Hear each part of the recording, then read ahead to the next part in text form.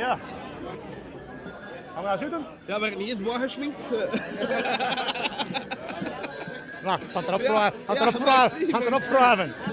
Dag Prins, de veeroptocht van de Gilles. Je dan een keer mee proeven wat er te wachten stond. Jot. We zijn al een keer rond geweest voor het goed weer met de dagen en dat gaat in orde komen persen. Ja. En als zoontje een keer meestappen. Ja, ik heb me weer meegepakt, dus dat ik van alles kan proeven en genieten. Hè. Dat is de prins van de toekomst. Dat moet je zelf bepalen. Daar kan ik niet in tussen komen, maar hij begint er toch al over te klappen, dus ik krijg al schrik. Hoe graag schrik? Wat graag toch niet op schrik gaan? Ja, maar dat valt wel. Met dat nu is het altijd.